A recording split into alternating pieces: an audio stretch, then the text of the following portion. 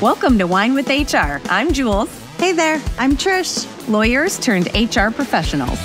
Through our company, Monarch Endeavors, we guide employers through their oh shit moments with their employees.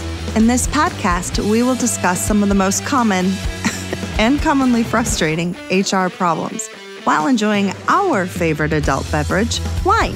So sit back, grab a glass if you choose, and join us as we think about and drink about all things HR.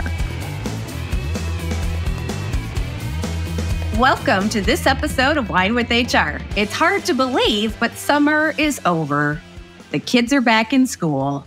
And before we know it, it will be the holidays. Oh, come on, Julie. Unless you're talking Halloween. Come on. Right. Well, yes, that is the start of it all, right? And the candy is already on the shelves in all the stores. So. It is. Yeah. So we decided that we would spend today's episode discussing some ideas for you to consider as you start looking to fourth quarter and beyond. And so we thought that we would go back to the future. Because we're going to be talking about some of the things we've talked about on prior episodes that have to do with future trends and things that are down the pipeline in HR, but that are timely topics and good to have in your tool belt for 2025, which is very scary to say. So since we're already talking about next year, we need some wine. So Trish, what you drinking? So I am drinking, I'm never going to say it right. Anna, please forgive me. Carmenere. My new friend, Anna, I love Chilean wines, and this is just the Concha y Toro that you know I love and love to drink. And so she was like, oh, if you love that, you have to try this. It's fabulous. It's only $10 to $15 a bottle, but it tastes like a more expensive bottle. So depending on where, like I know Total Wine just had it on sale for like $10. I think my local grocery just now had it for like $15. So very, very good. And ooh, she is right. This is yummy. And again, I love Chilean. Is it red or white? It is a red. I'm sorry. Okay. C-A-R-M-E-N-E-R-E. Carmenere. Okay. So it's chocolate, coffee, and spice combined with raspberries and blackberries in this Carmenere Chile's signature grape variety. Nice. So, yeah, I didn't even know that it was its own grape. Obviously, she educated me, and I am absolutely loving this so far. And of course, all the hints of all the good things that I love in wine anyway. So, very, very great start with only a couple of sips. What about you, Jules? Awesome. Well, I am still drinking white because I'm refusing to admit that summer is over. So I am drinking a new Italian white today. I think it was this season that I had one from, it was called like Bellacello or something like that. Yes. And it was this lovely Italian wine that I had found at a really cool wine store on the east side of Cleveland called Vino Type. And I went into Rosie's here in Lakewood, which you know and love well, I know. I love Rosie's. Yes. So Rosie's is a wonderful wine store in Lakewood, Ohio. Woo woo. Shout and out. I went in there and asked them if they carried it by any chance. And they did not, and he couldn't find it, but he found me something else to try. So this one is called Anama Vinsuava or Suave. And it is a 2022, and it is from Italy. And it says, our Vin Suave is what we like to call a little luxury for every day. Ooh. With mineral and floral notes, the wine is well balanced and easy to enjoy at all occasions. And what I love about it is one of the Italian wines that's from the volcanic region. So it's got like that volcanic soil, and I really like those. I've had a few on the show. Like I think they were the Essa Rossi and but any Etna Rossi, I think is what it was. And so good. And this one was only $17.99 for the whole bottle. For the whole bottle? For the whole bottle. I'm going to buy half the bottle, please. I know. And so far, I really like it. It's very smooth. Definitely, I can taste that mineralness from like the volcanic soil, which I really like. Nice. Hold, please. I can see the floral notes. It doesn't have much citrus, which is a little different for me, but I really like it. So. Oh, very nice. I was trying to swish mine around on my tongue while you were doing that, but with this newly done dental work, it almost went like all over my desk. I'm very impressed it didn't. Thank you. For those of you who haven't figured it out yet, Trisha just got a crown placed, so half her mouth is numb. So check out the bloopers for this. Yeah, check out the bloopers for this episode. Speaking of shout outs, Infinity Dental High Point Flats, absolutely love them. They did the crown all in one day and then told me absolutely you can still have Whine. So favorite dentist ever, Dr. Summer. Oh, so close to my name. Oh, yeah. Oh, no, that's her first name, Summer. Okay. Yeah. Speaking of shout outs, you had somebody in your class recently who had a boss that knew our podcast. That is so true. The coolest part is they are out of Maryland. So I want to give a big hello to both Maddie and Courtney. Thank you, Courtney, for being a longtime listener, Maddie for being a new listener. We're very excited, and I really meant it, y'all. Send us some ideas for Whine and some questions, and we'll make sure that we get those included in one of our either end of the season episodes or maybe next season. Awesome. Thanks, Maddie and Courtney. Big general shout out to all our listeners. We're always so happy to have you guys actually take time out of your busy schedules to listen to us. I know. Yeah. So with that, let's get into it. So as I mentioned, some of the topics we're going to talk about today, we have discussed in the past, but we've got some new spins on them. And again, we figured as you're planning for fourth quarter in 2025, a lot of these were worth revisiting because they have not gone away. They are coming at us full force, and we got to be ready for them. So all of these come from a Forbes article, which of course we will put a link to in the show notes, but it is from June of 2024, and it is entitled The Top 10 HR Trends That Matter Most in 2024.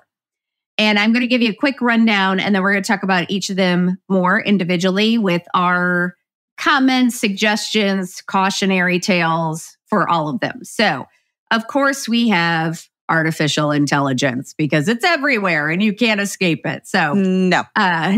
So that's number one. Then we have career development and mobility, hybrid work environments, a blended workforce, alternative schedules, increasing importance of cognitive skills, financial well-being for your employees, which I thought was super interesting and comes with some great stats, right? Yes.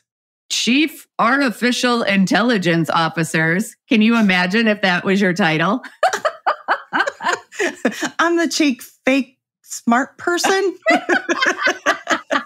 Oh, that's not quite what that means. Yeah, but I like it. And then the last one is sustainability as a retention tool. So all good things, and let's dive in. So Trish, where do you want to start?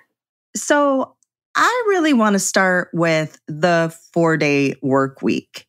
I don't know if y'all have heard about that UK study, but I remember hearing about this on NPR like last year or something. And they were talking about this pilot program where they had 61 companies. And with that, they did what they called an 80-100-100 model.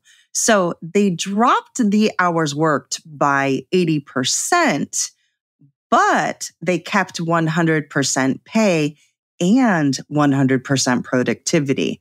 And I think that's the part a lot of employers miss, especially when they're talking about this. They don't realize that we're still talking about keeping productivity the same, even with that reduced amount of hours worked.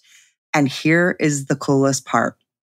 56% of those that were involved in that study intended to continue that 4-day work week, citing actually an increase in productivity and an decrease in employment attrition.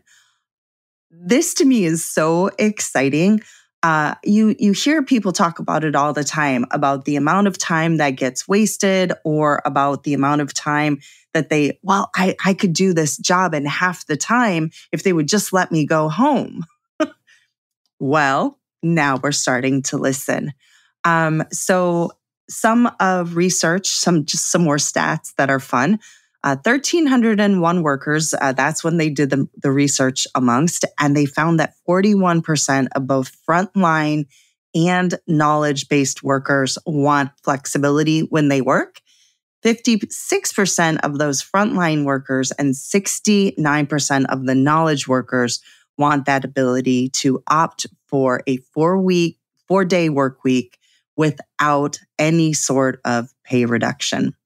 A lot of times the argument is, as I said before, oh, we won't get as much done. But listen up. This is what your employers want. This is the direction it's going. A little bit later on, we'll talk about hybrid work environments as well. This is where the future of business lies. And I think that it can be a very difficult change, especially if you have those people who are client-facing or forward-facing. So I realize it may not work for every department, but I encourage you to think about it and test it out maybe in different areas to see if you could even come up with your own version of this. It will absolutely help retain your employees as well as make them happier while they're there, which would be amazing. Yes. What do you think about this one, Jules? You know what? I really like it. And a couple thoughts on that. One, I think we have to do some research as to where the heck the 40-hour work week came from. I never really thought about it until just this second. But seriously, it's a case of one of those, are we doing this because it makes sense or because it's what we've always done? And I'm pretty sure it's because it's what we've always done. I agree. Yeah. So we'll have to look into that and we'll update everybody on a future episode. But also, it reminds me of this thing I saw on some social media site about this boss was relaying that she had gotten a time off request. The employee had said something like, hey, I need to come in 2 hours later on whatever day. And the boss was like, okay, fine. And she was like, don't you want to know the reason? And she's like, no, you're an adult. I don't know. I don't need to know why you need to be 2 hours late that day. As long as you get the work done, I don't really care when you do it or where you're doing it. Now, again, that doesn't fit every job because there are jobs where you have to be physically present and, you might be making a product and you have to be on the line or whatever. But for a lot of jobs, what does it matter? If somebody is super productive for 4 hours in the morning and they get what would take somebody else 8 hours to do done in that 4-hour time period, what do you really care? So yeah, absolutely. Yeah. So I think we just have to start thinking differently about the way that we work. You're paying them for the value of what they're getting done, not the time they're sitting in a chair. Oh, Julie, that's a mic drop moment. It is so true. Will and I talk about this all the time because he, we always joke, he can get more done in a 4-hour day than most people get done in a 7 or 8 hour day. And he's like, and this is one of the reasons he works for himself. He's like, why would I go work for someone else and then have to sit there and twiddle my thumbs and get everybody else angry at me because I get everything done so quickly? Yeah. So, yeah. And I would say, that's something that for those of you who are out there and you do have more task-based versus project-based, you actually may be able to use this model as well. when you start thinking about it, if I pay you per job versus per hour, if it takes you, fewer hours and you still do, there's a quality control thing in there, Yes, right? We have to have that quality in there. But hey, if you can do it in 4 hours versus 8, then good. Enjoy the rest of the day. Right. Absolutely. And I really think that for particularly smaller employers, that is a benefit that you can offer that can offset the fact that you might not be able to pay people a comparable salary because you're not quite there yet. Like I just had this conversation with a pretty, a small business owner who's hiring her first employee, and she's so excited, but also so exciting, having, nightly panic attacks, which is totally normal. And when she was talking to me about it, she was like, I was thinking I'd give, a week's vacation, 40-hour work week, whatever. And I said, why? Is that because that's what you think is normal? And she was like, yeah, isn't that what you have to do? And I was like, no.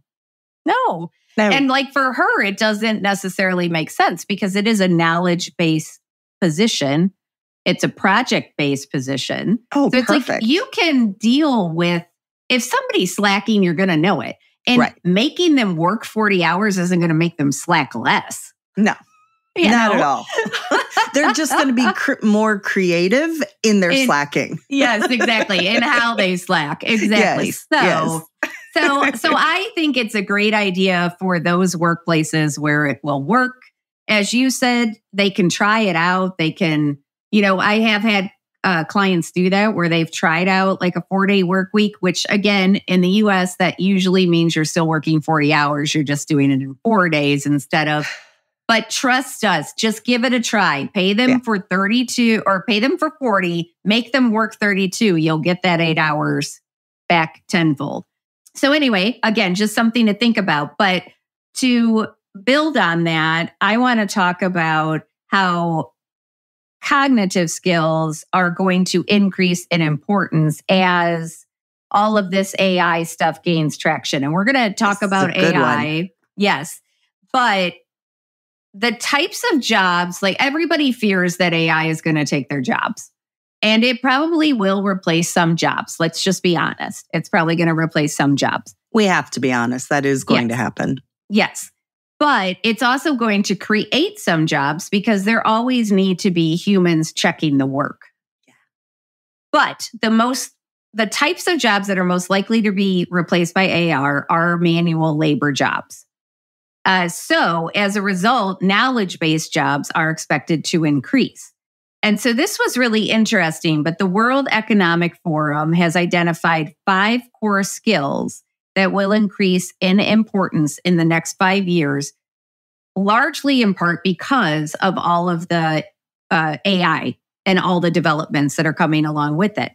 And those 5 core skills are creative thinking, analytical thinking, technological literacy, curiosity and lifelong learning, and resilience, flexibility, and agility. So not typically things we would think of, right? I love these. Right? But they are all things that many of us already have. And if you don't have them, you can learn them. There are ways to learn to think more creatively, more analytically. There are ways to learn how to be more resilient, to be more flexible, to be more agile. And so a lot of what they talk about is building this digital curiosity muscle and trying out a lot of these new tools as they become available. So not being afraid of them. I think that's a big thing. We talk about fear a lot on our podcast, and because fear holds us back. And these are sort of scary. Like we don't really understand them. We don't really know how it's going to impact us. But be curious, and if you find yourself going, oh, I don't know about this, like I don't want anything to do with it, ask yourself why and try to say like, hey, how could this help me? How could this help me do my job even better? How could I be more efficient, more productive, more creative perhaps? And just to the extent that you can, start playing around with some of the tools. So if your employer has, like Microsoft Teams is coming out with an AI tool, Google already has one. I mean, your employer has to sign up for it, but or you could do some of it on your own with non-work related stuff just to get a better understanding of how it all works. And again, we're going to talk more about the ins and outs of AI in particular, but this cognitive skills, just, it's really important to always be increasing your cognitive skills as you move forward, because that's what people are going to need. They're going to want people who aren't afraid of these tools, who aren't afraid of the new technology. And on a purely personal note, it's really good for your brain. And it can help prevent dementia or slow down dementia or Alzheimer's or those sorts of things. So it's really a win-win. I love that. I was just thinking about that curiosity and lifelong learning. I think that is one of the things that I talk to a lot of my generalist classes about. I always tell them, don't be me. Don't get yourself into a rut and find yourself and not even realizing that you're miserable. Now, of course, that's not me now. That is what led me to this brilliant space that I am now.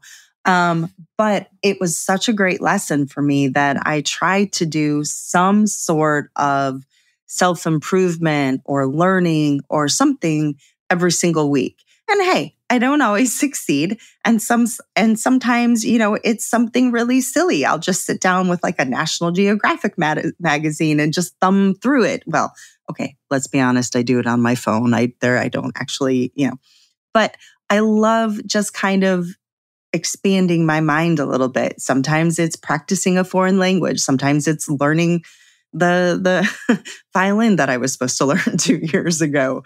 And then sometimes it's more work-based. It doesn't just have to be work-based. All of those things that I just mentioned help me in my work life every single day. Yeah, and Julie, I know you're good at those. Yeah, you're practicing your curiosity muscle. But I also want to say, in full disclosure, the AI stuff scares the crap out of me. Like being a lawyer, being risk aversive, all I see are all the things that can go wrong.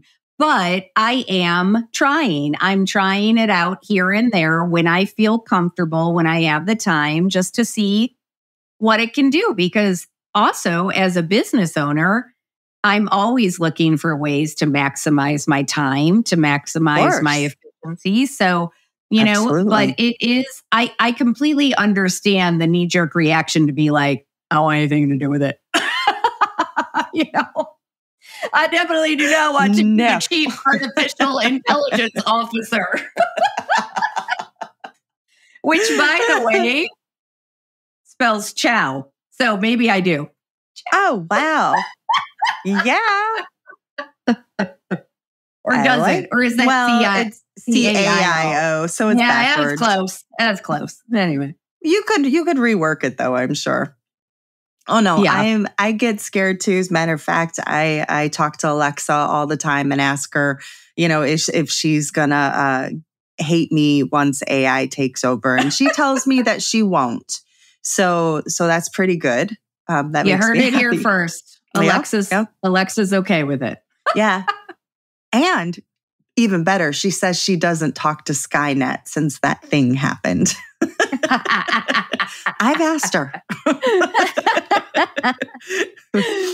All right, before I get us off on too big of a tangent, let's actually talk about what the AI in the workplace. So the one that the title of this section is Generative AI is your new work buddy. So what we're talking about is it's not just going to be humans in the workplace anymore. It's going to be humans and the digital, they call them workers. I don't know that weird. I'm comfortable with that term yet. I do. Digital help, digital assistance. I know that. Yes. Whatever. Yeah. And I realize it's semantics, but it does help us get used to it. So I'm going to go with assistants or apps or something like that. But those who are adopting those tools, as you mentioned earlier, I think they're doing some really, really great things, especially if they're using it to help improve their workforce, which is kind of where you were going and where we're going to go a little more here in a little bit.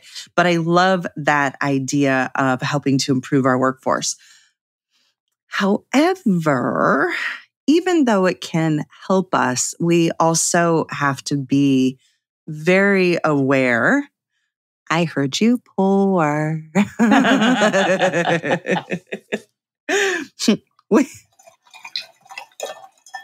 Oh, such a great sound. It is such a lovely sound. Little tinkling, tinkling. I shouldn't use the word tinkle.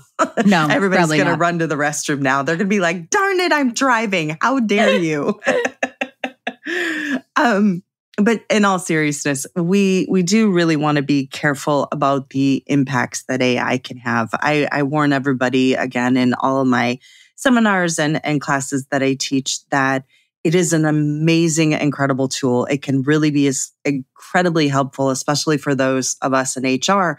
But we do have to be mindful of the fact that information that we have could get stolen. Right? There could be some sort of a data breach, and that could be very dangerous. Not only that, the biggest thing that I get concerned about is this impact where biases can come in. And the whole idea of artificial intelligence is that it learns.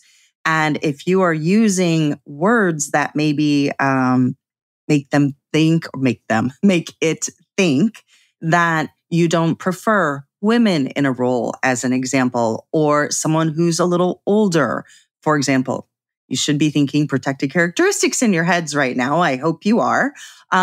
If it starts to think that the words that you've chosen show that you prefer a particular type of employee, and then you hire that type of employee, your AI learns and says, oh, okay, in the future, then I'm not going to bring anybody else in that doesn't fit those parameters. So we have to be very careful and very responsible in how we use it, the terms that we use. And this kind of goes back to some of the other things that we're going to talk about later that Julie's already mentioned, with understanding what that wording looks like for us. Do you really understand what some of these words mean?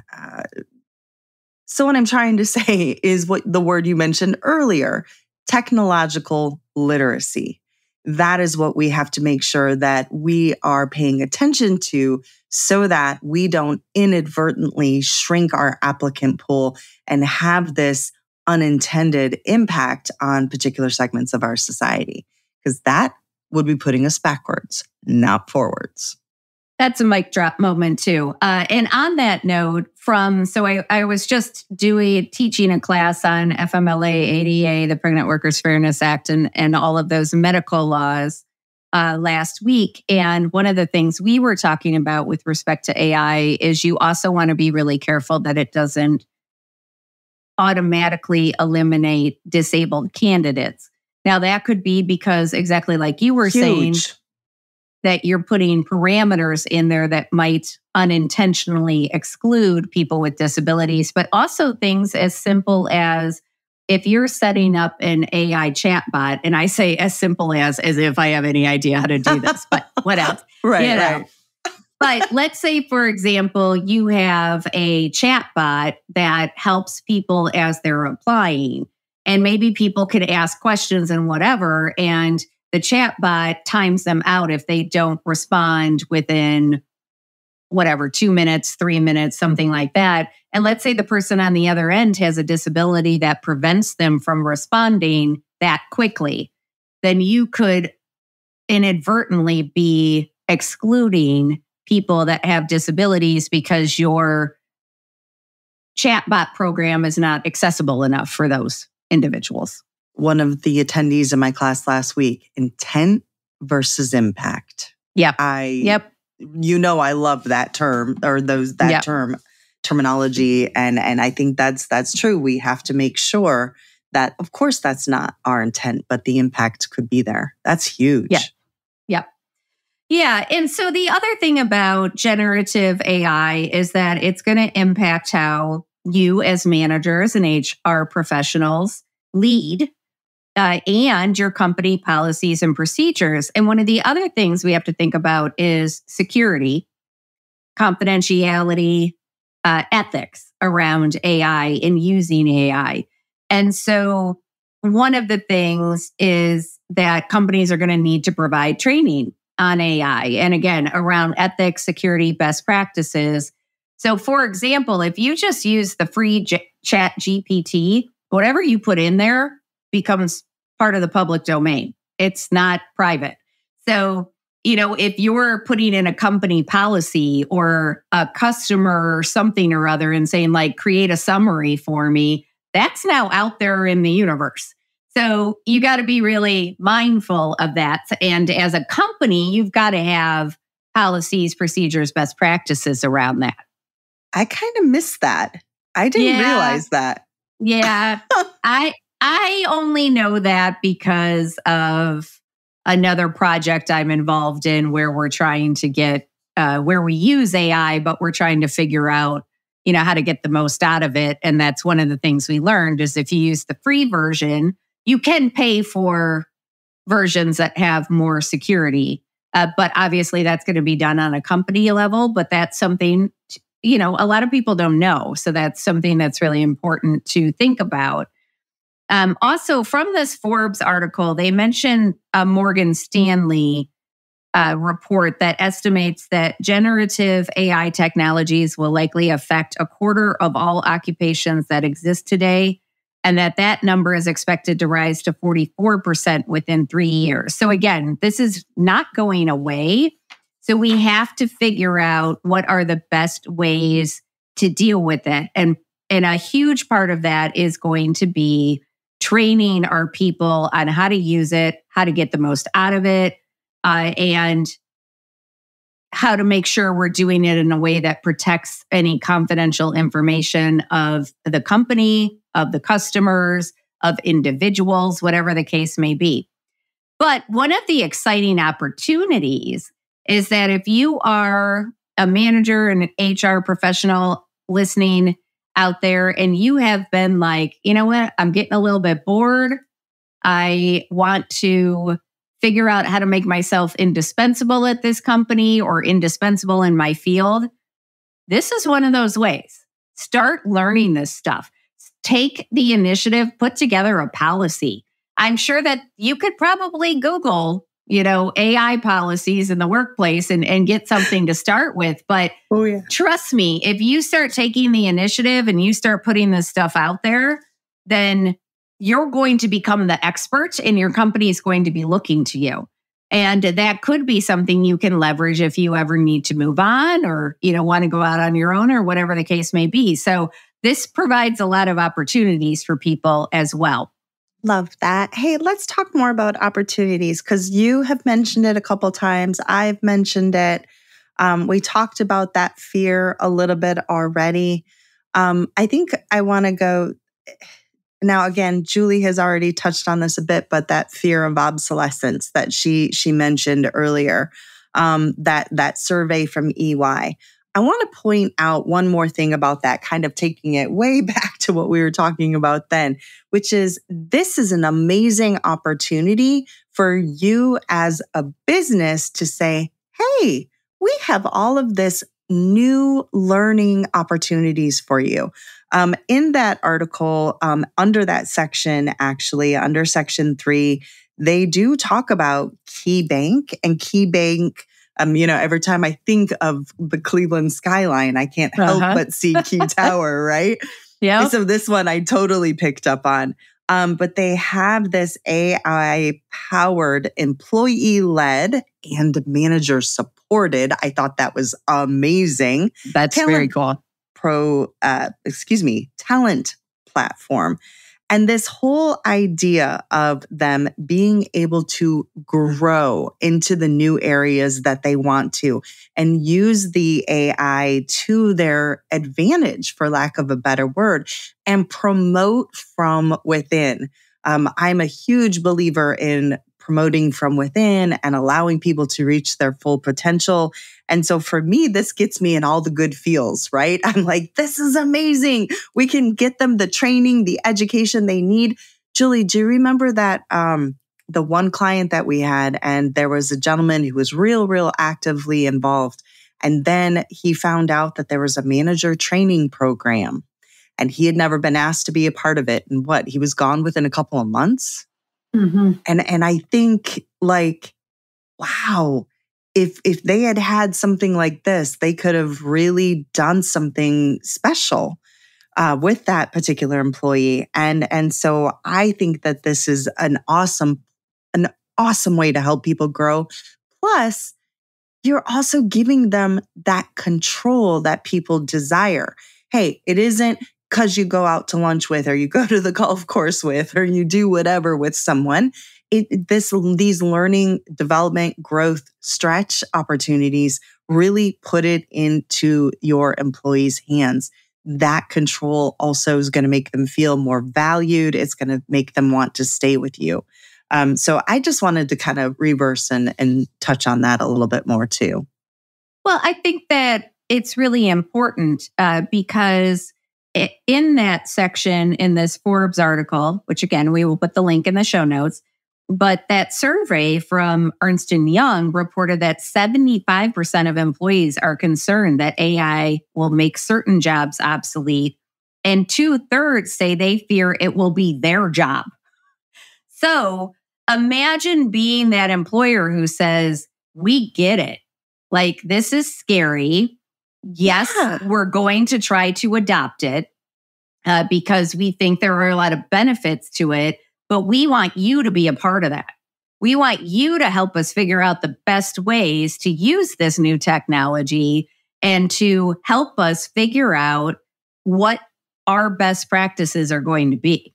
Like, think about how different that sounds than like, hey, we've got this new tool and y'all got to figure out how to use it by X date. You know, it's very different. It's got a very different feel to it. So I think that that's really important. And then, you know, like you said, that speaking of like creating a committee that is employee led and manager supported also shows them that you're not trying to replace them. You might be changing what their role looks like, but you're not trying to get rid of them. Empowering them. Yep. So on that note, I want to wrap up sort of the AI stuff just by talking about, we've mentioned it a few times, but this Chief Artificial Intelligence Officer, which I agree, they got to come up with a better name because that's just not great. But it makes me snort. I know. I liked your chief fake smart person. I like that. So yeah. But anyway, first of all, let me give you a stat. So LinkedIn reports that 44% globally and 57% of US organizations say they don't have a policy or guidelines or any training about how to use these new tools. So again, that need is there. Oh, my heart. I know somebody's going to have to figure it out. And for all you HR folk listening out there, you know, when they don't know who to give it to, they give it to HR. You know, that's what happens. Yes. So again, it's an opportunity though. And if you're a manager out there listening, you could volunteer and they will gladly hand it over to you, I am sure. So only 11% of mid-sized to large organizations have added this Chief Artificial Intelligence Officer role to their leadership teams, but it's just going to become more necessary as we move forward.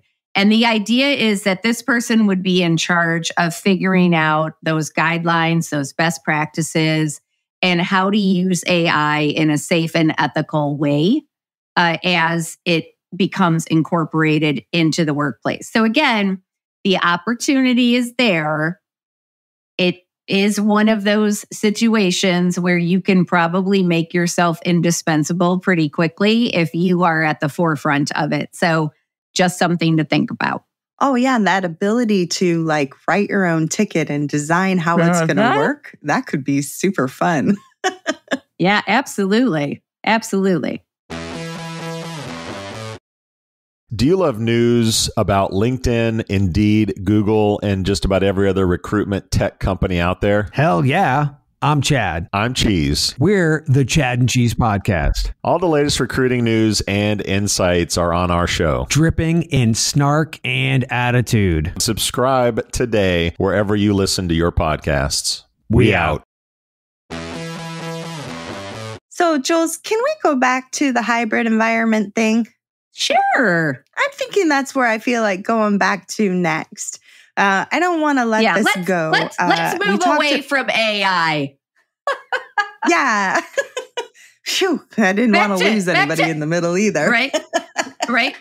Back to humans. Let's go back to humans. I know. Aw, keep the human in human resources. Mm-hmm. Oh, wait, I'm going to keep the wine in wine with HR. Yeah. Hold on. Listen. Oh. There we go. Music to my ears.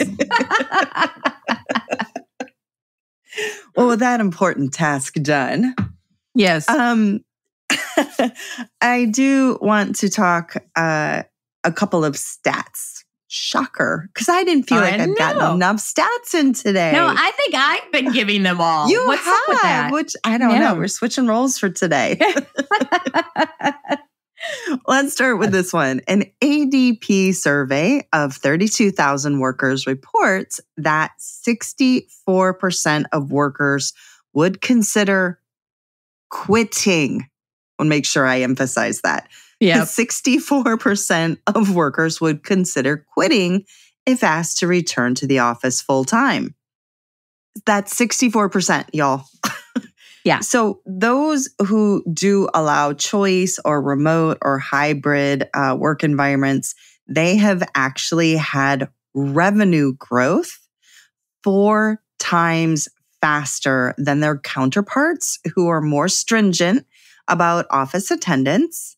And then another study by Boston Consulting Group and Scoop Technologies found that fully flexible firms that are either completely remote or allow employees to choose when they come to an office, they increase sales 21%.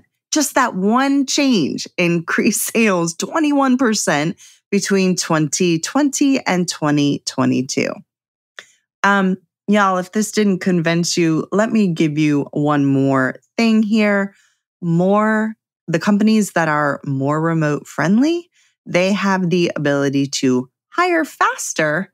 Oh, and shocking. And from a wider geographic area, they also have a higher rate of let me try that again. They have a higher rate of retention. I need attention, apparently. Or intention. Intention, yeah. What are the other? Their employees intend to actually work. Yes. I love that.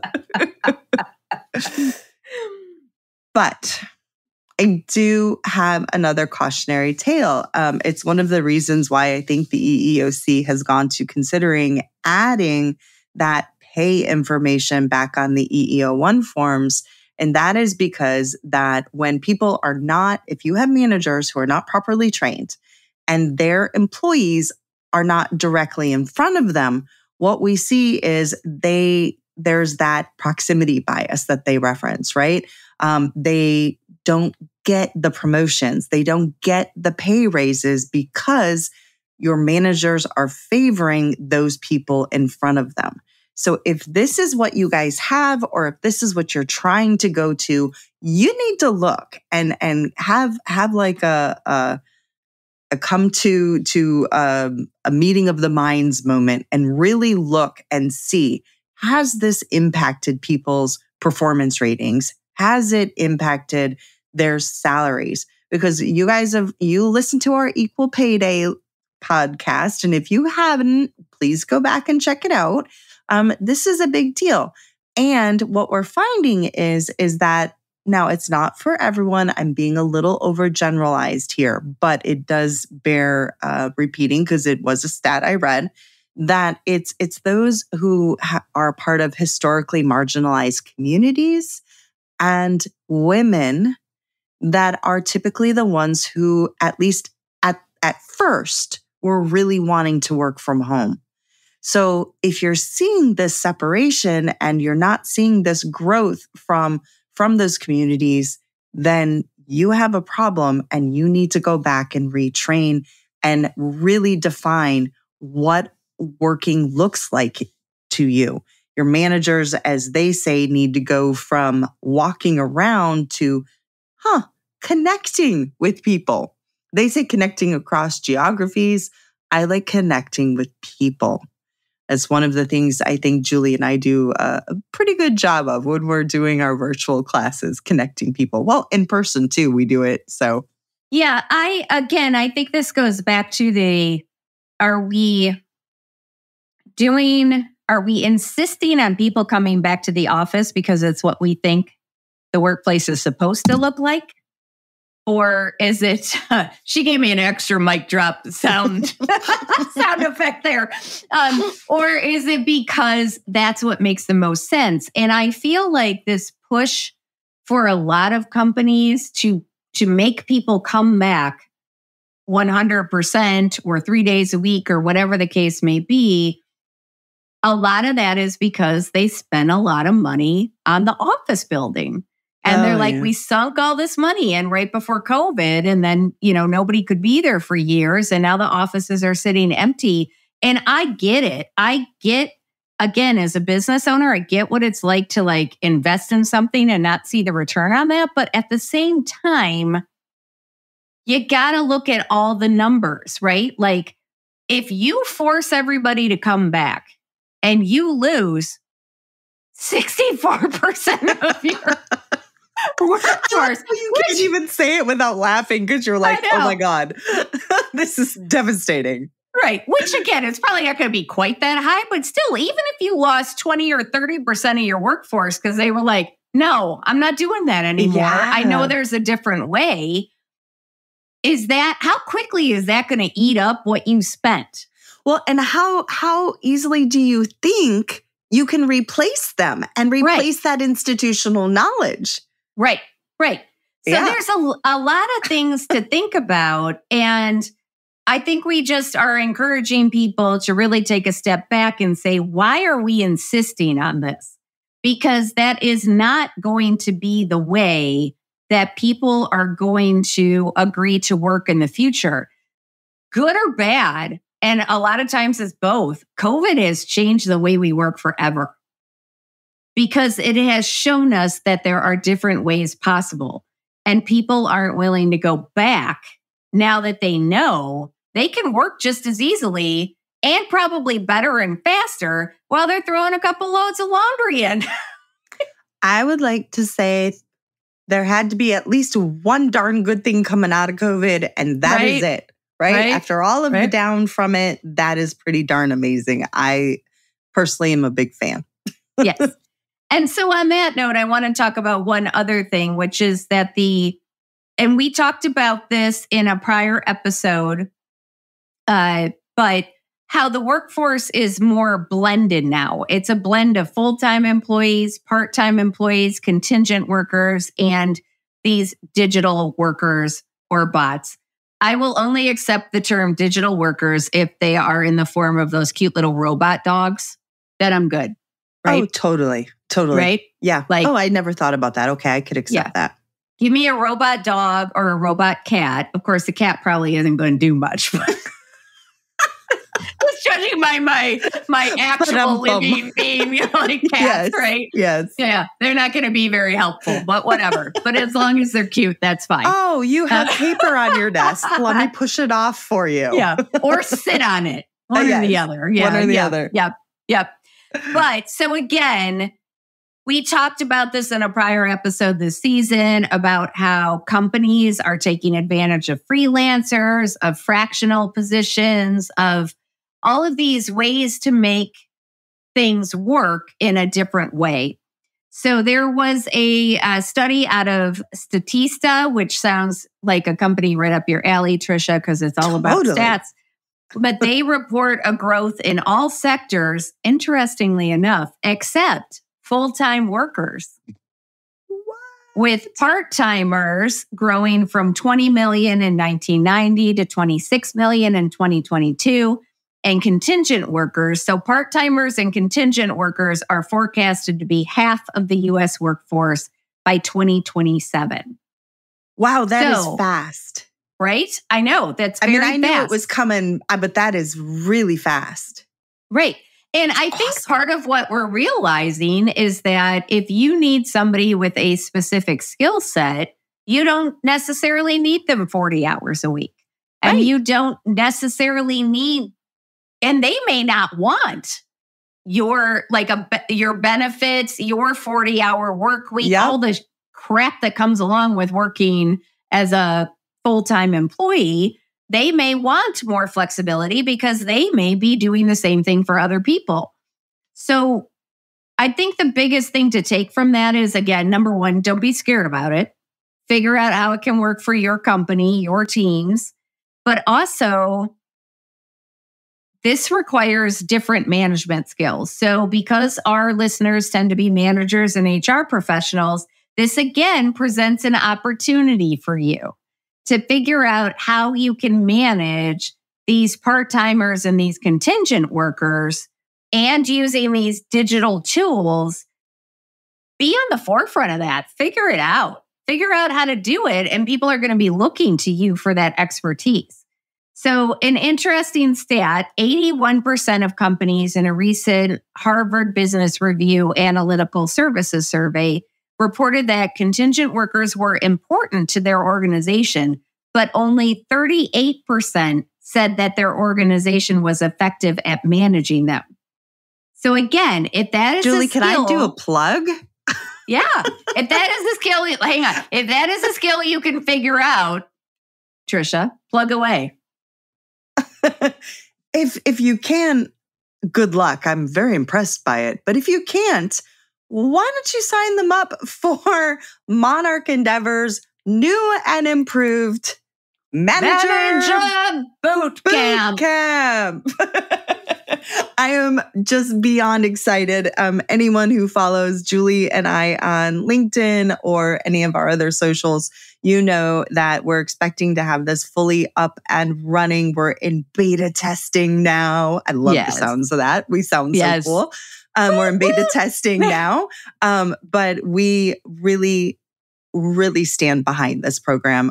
We have put our hearts and souls into this, and I think that it will help anybody become a more effective, more confident manager, so that not only can they grow, but they can help their teams grow as well. So just a shameless, completely shameless little plug there.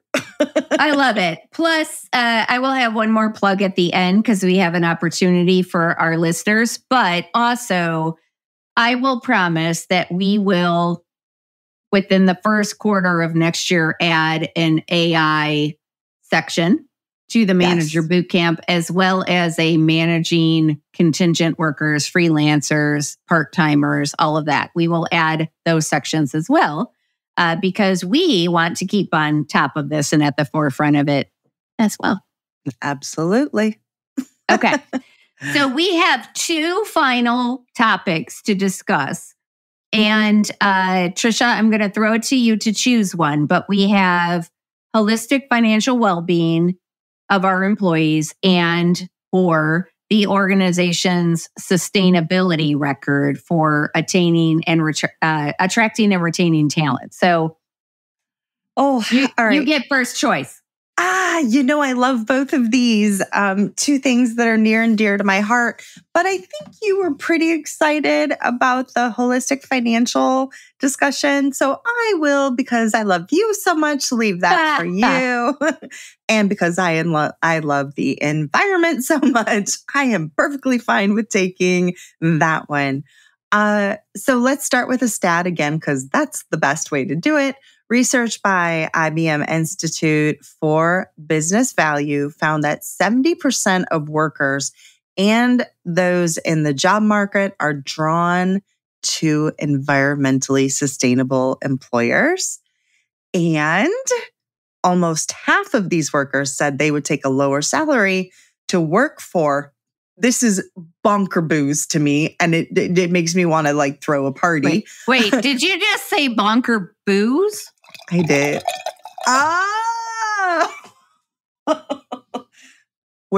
You're funny. Right? You see what I did there? I totally. I'm picking up what you were pouring down. Yeah.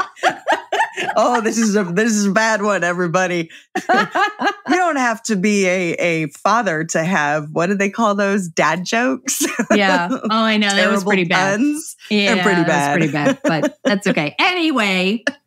So almost half of these workers said they would take a lower salary to work for an environmentally and socially responsible organization. So that's where we were going with that. And you guys, this just makes me, like I said, I'm so ecstatic over this because for me, sustainability initiatives, anything having to do with the environment is top notch. So what are you doing? I was reading something about, I mentioned National Geographic earlier. Yeah. So I was reading this article about mushrooms and robotics. Like, the mushrooms tell the robots what to do. It's mind blowing. I know it's crazy town, but this Have they smoked the mushrooms? No smoking involved. They direct the mushrooms, or the mushrooms direct the little things on how to move because they stop. I'm sorry. I'm a child of the 70s. I can't. This is just going all sorts of Scooby-Doo mystery van vibes, just acid all over the place. I don't know.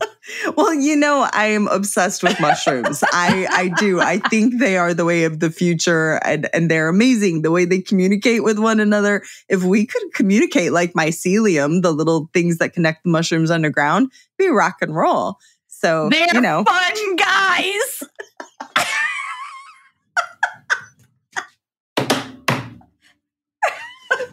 Okay, we have just lost our last listener. Yeah. I had to get one last dad joke in there. Anyway, okay. Oh, okay. So, okay, Julie and I are obviously really enjoying this section, but it is also incredibly, incredibly important for you.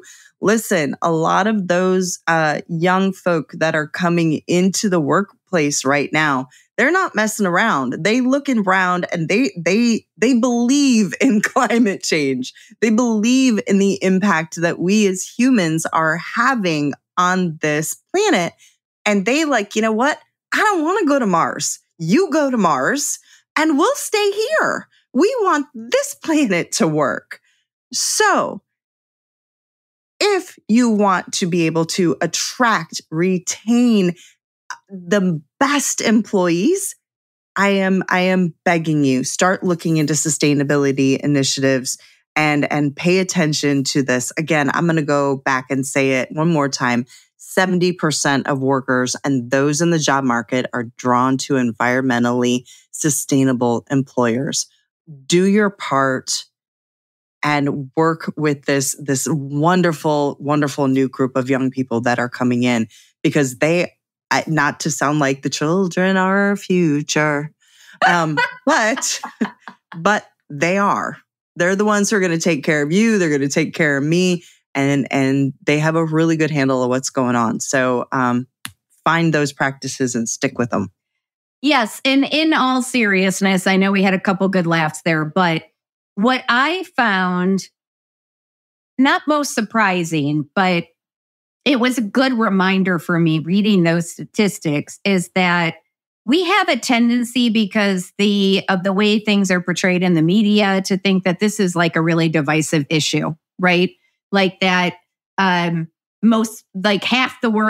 the population doesn't believe in climate change and the other half does, and it's a 50-50 thing.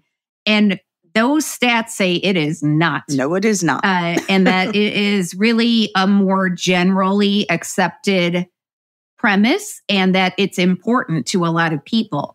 And so I think that is really important to underline again, just that Trisha already gave the 70% one, but almost half of those workers said they would take a lower salary to work for environmentally and socially responsible organizations. I love that so much. Again, we are all looking for edges. We are all looking for ways to retain people. And this way you can do something good for the environment and probably retain your employees for longer. So again, it's a win-win for everybody, including the environment. So whoop, whoop. Again, even though we had some good laughs, it's an important issue. And I think that, again, I was a little bit surprised by those stats. So yeah. They're amazing.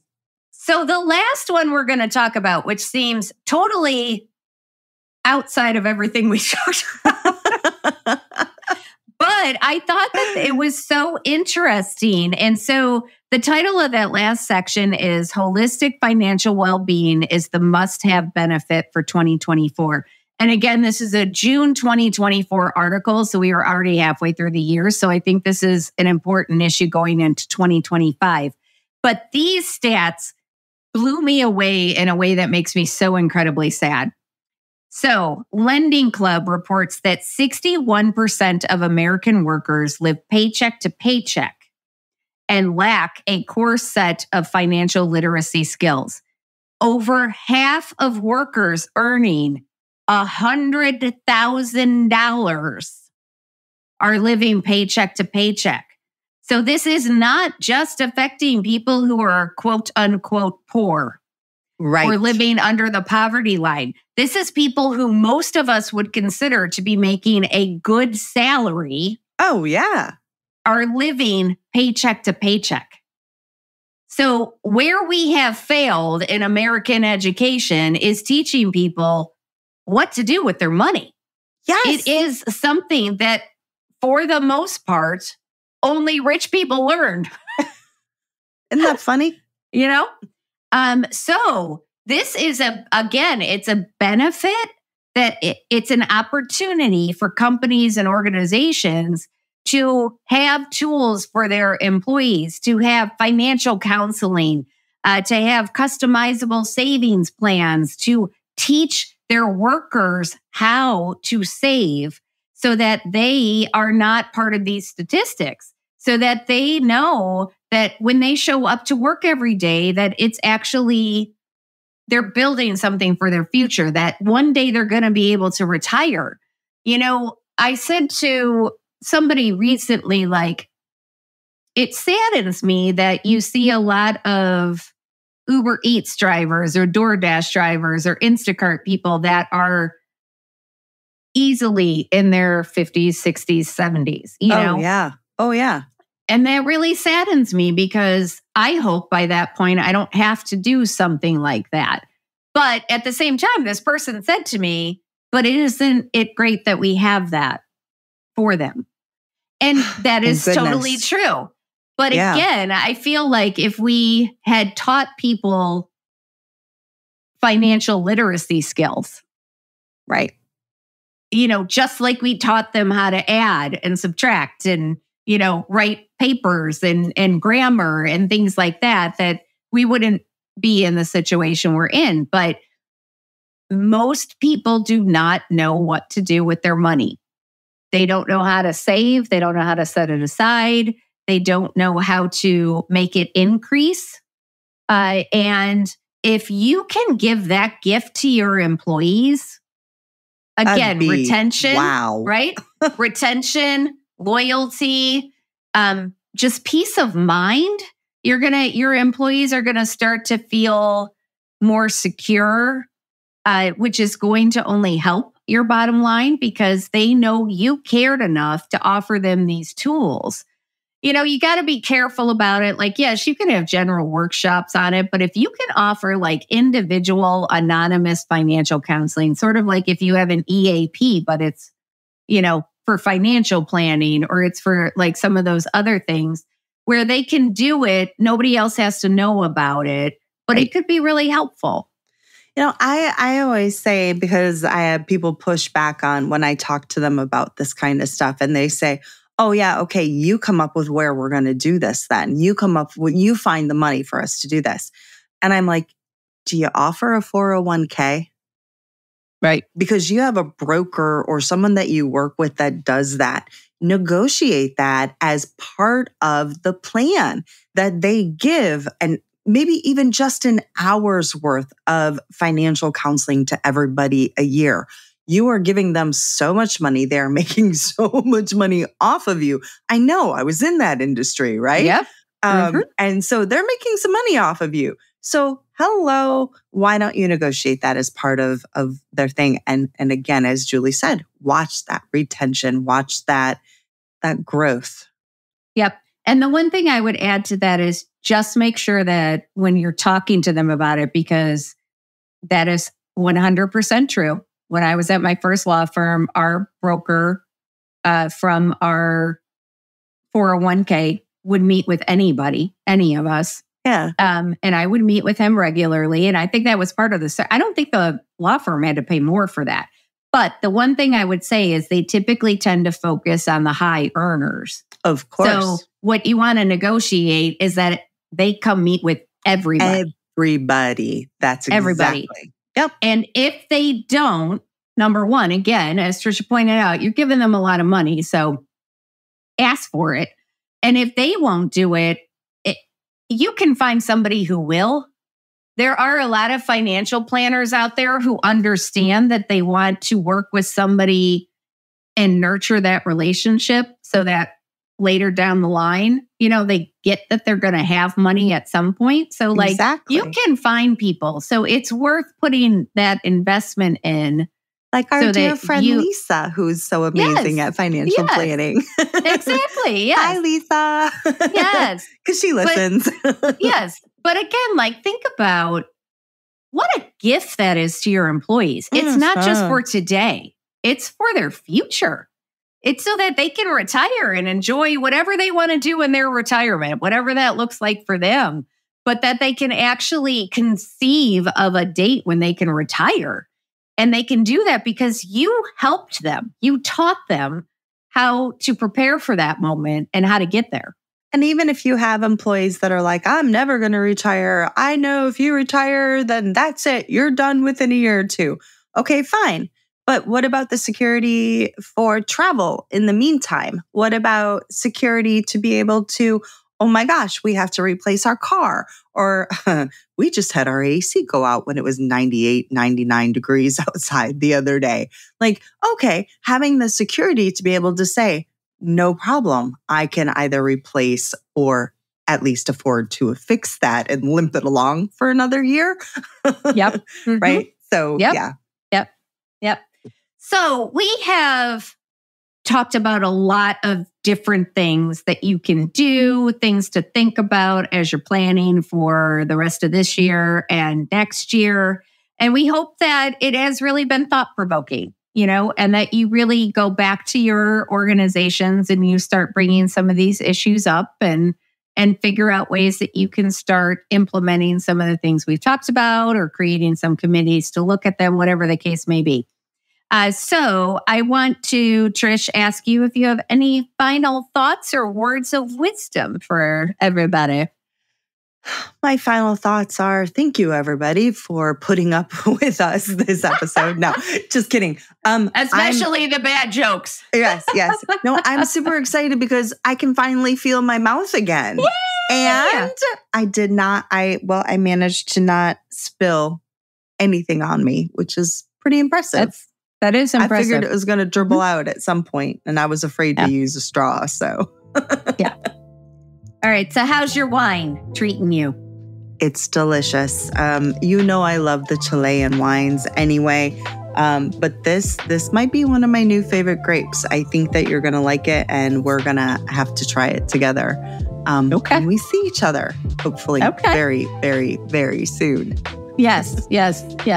I also am loving my wine. And I mean, I feel like we never go back on the wine after we've been drinking it the whole episode. But I really do like this one. I think it would go very well with salmon. Oh, nice. Shrimp, any sort of seafood. And probably also the other white meat, pork. The other. And vegetarian dishes. I think it would be a nice complement to all of those. So I keep thinking of something to cut like a salty dish, but I'm not quite sure what I'm thinking, because what I have in my mind is like this nice charcuterie board or something like that, more so than a meal. But that's what I'm feeling with this. Lots of little. What about short ribs? Oh yes, I could totally see that. Yep. Yeah. When you said Funny salty, enough, that's what made me think of it.